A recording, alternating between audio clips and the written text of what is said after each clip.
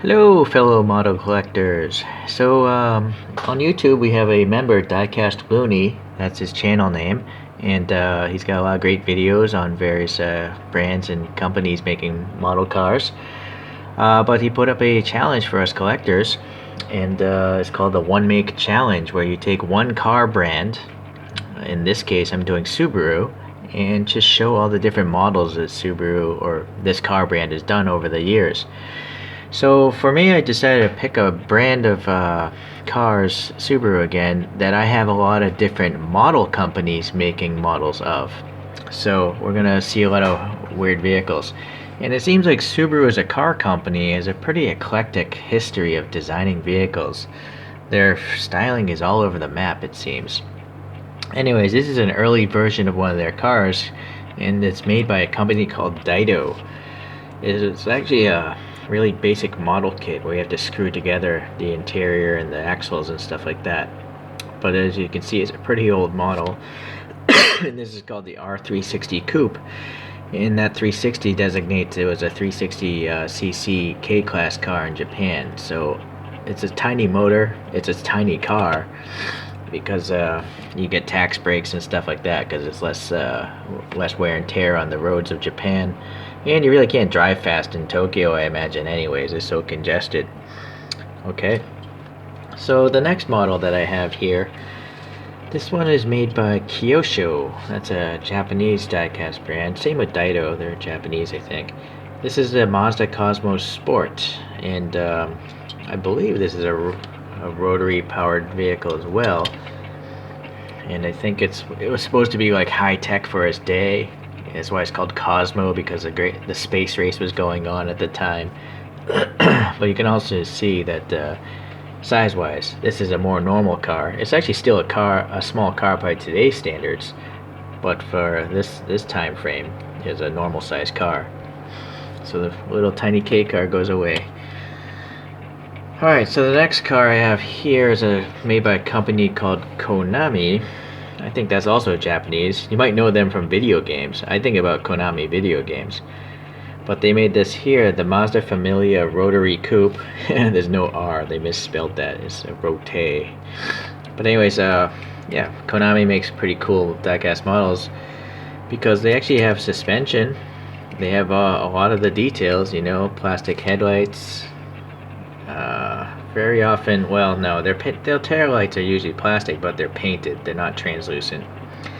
But these are really cheap models when they were brand new, I think. I'm guessing less than $5. So for the money, I think they were good. And you can still pick up Konami's pretty cheap on eBay. Okay. Just to let you guys know, I do have a lot of videos on each of these cars if you want to search the history of my channel.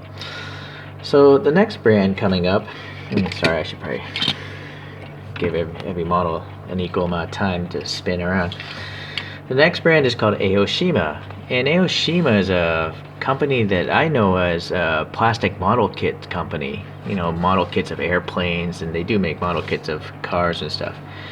But they have this line of cars called the Kurachan collection, and they're these crazy modified vehicles. I think they're modified by Liberty Walk. And this is called the Mazda AP. And it's called the AP for anti-pollution because smog, I guess, was a big issue when this car came out. I can't recall when this was. Just by the styling, I would guess it's the 70s. Okay, but Ioshima, unfortunately, they don't... Oh, well, they actually do have the brand here. They just don't say what the car is, but it's called an AP. Screwed together base, decent details. A really weird looking car, this one. Not an attractive vehicle at all.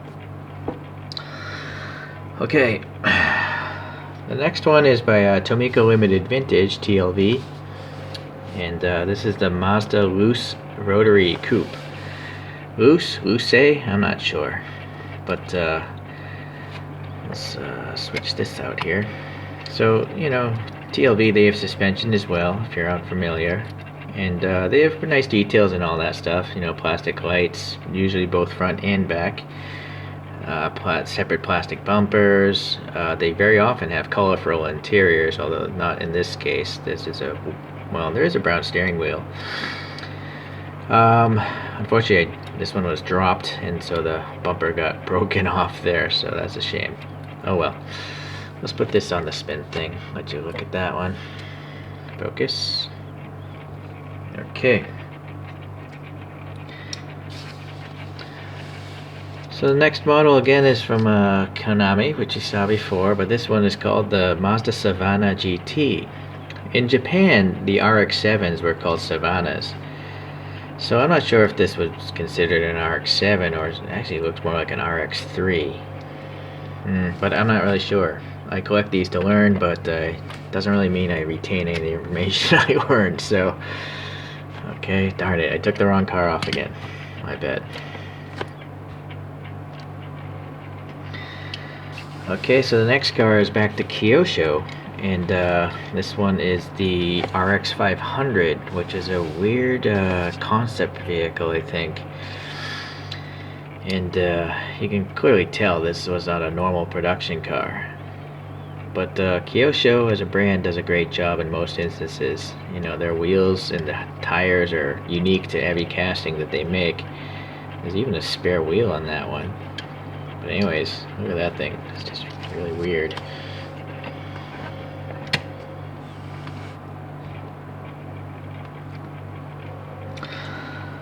Okay, so now we're going to go back to the Konami brand.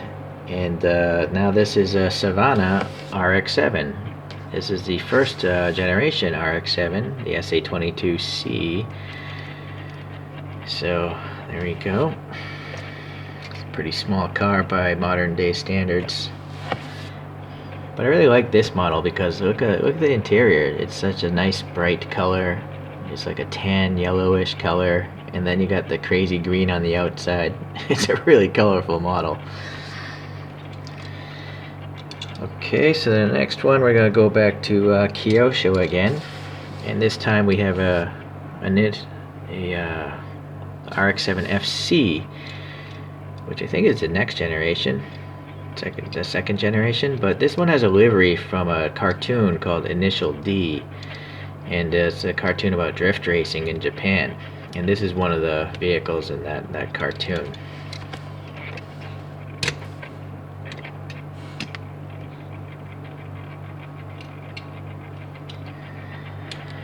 And to keep along the same lines, from the same line actually, it's a Kyosho, but now it's the FD, which I think is a third generation RX-7. Whatever the FB, they just skipped it. I don't know. I'm not a Mazda expert. This is also from the Initial D line, so it has the same Tampo of Red Suns. I think that was like a drift team in that cartoon series.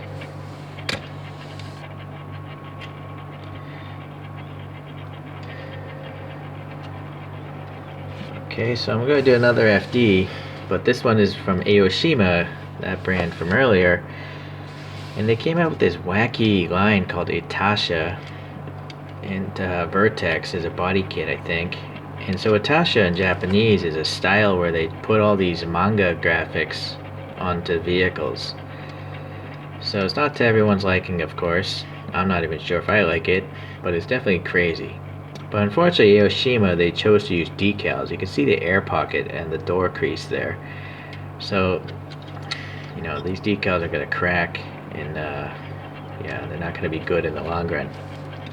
But I just want to show it off anyways. Okay. And my last yellow RX-7 FD is by TLV, Tomica Limited Vintage. And unfortunately, this paint rash is a big problem. This is the way it came right out of the box. I had to add my own mirrors, which is another annoying part of this brand. Ah, boy. But otherwise, you know, it's pretty nice. Although I wish it didn't have that license plate on the front. It totally ruins the look of the front end of a car. Okay.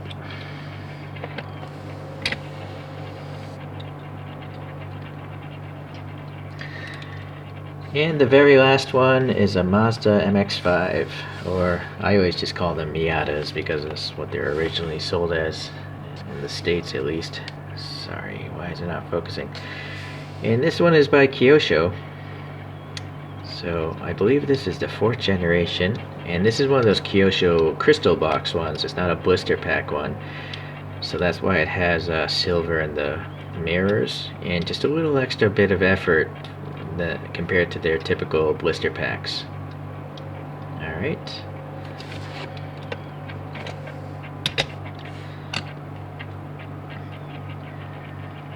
Okay, so yeah, it's as you can see, the evolution of the styling within Mazda, it changed a lot.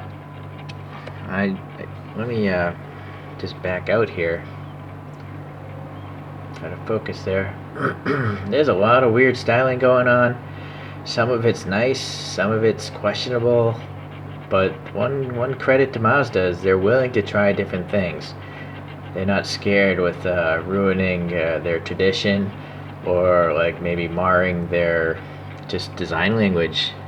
So I do think that the latest Mazdas are quite attractive vehicles.